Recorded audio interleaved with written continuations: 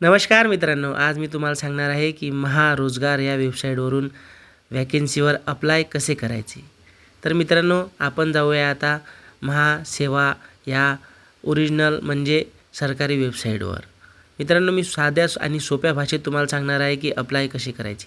हे बघा मित्रांनो, आता होम पेज ओपन झालेलं आहे आणि यामध्ये जर तुमची नोंदणी नसेल तर माझ्या यूट्यूबवर मी व्हिडिओ टाकलेला आहे कशाप्रकारे नोंदणी करायची आहे. तर मी ऑलरेडी नोंदणी केलेली होती म्हणून मी डायरेक्ट साइन इन करणार आहे आय डी पासवर्ड टाकून.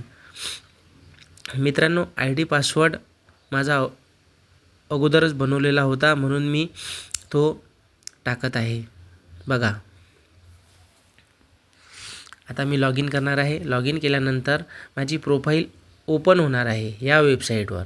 नंतर मला अप्लाय करता येणार आहे. बघा, तिथं ओपन झालेली आहे माझी प्रोफाईल.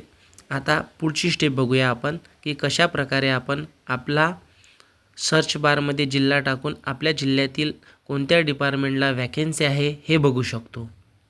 मित्रांनो, तुम्ही ज्या जिल्ह्याचे आहे त्या जिल्हा तुम्ही त्या सर्च बारमध्ये सर्च करून त्या जिल्ह्यामध्ये किती वॅकेन्सी आहे हे तुम्ही बघू शकता आणि त्यावर अप्लाय करू शकता. मी अमरावतीचा असल्यामुळे अमरावती जिल्हा सर्च करणार आहे आणि अमरावती डिस्ट्रिक्टमध्ये किती वॅकेन्सी अवेलेबल आहे, कोणत्या डिपार्टमेंटला आहे हे मी बघणार आहे. आणि आता आपण अमरावती हे नाव लिहून घेऊ सर्च बारमध्ये. ही वेबसाईट खूप स्लो चालत आहे म्हणून तुम्ही पण थोडं धीर धरा ह्या वेबसाईटवर गेल्यानंतर.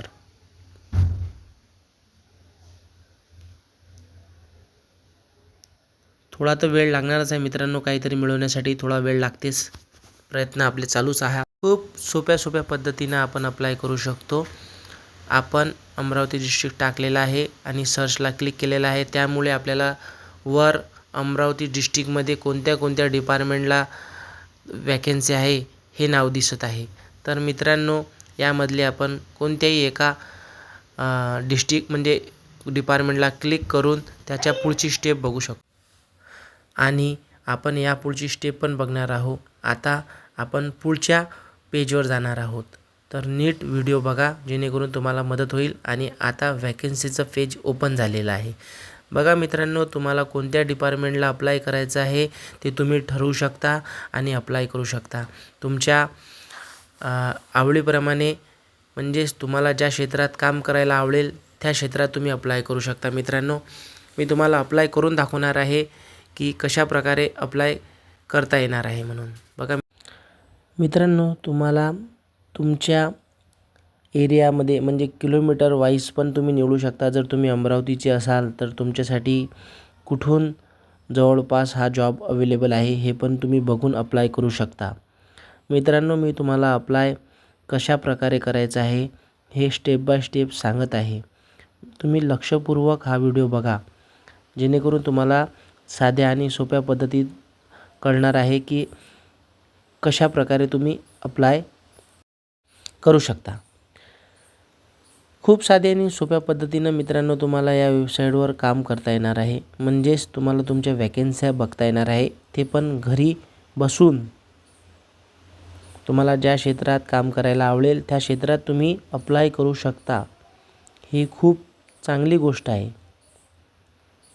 मी तुम्हाला आता मला ज्या जागेसाठी अप्लाय करायचं आहे त्या जागेसाठी मी आता अप्लाय करणार आहे. बघा, work from home data operator ह्या जागेसाठी मी आता अप्लाय करणार आहे. अप्लाय बटनवर क्लिक करायचं आहे. मित्रांनो, अप्लाय करायसाठी हे जे बाजूला अप्लायचं बटन आहे त्यावर तुम्हाला क्लिक करावं लागेल आणि क्लिक केल्यानंतर तुम्हाला एक मेसेज येईल आणि त्यावर तुम्हाला लिहिलेलं असेल की तुम्ही खरंच ह्या जॉबसाठी अप्लाय करत आहे का. तर यावर ओके म्हणून क्लिक करायची आहे. त्यानंतर तुमचं अप्लाय झालेलं आहे मित्रांनो. अशा प्रकारे तुम्ही अप्लाय करू शकता.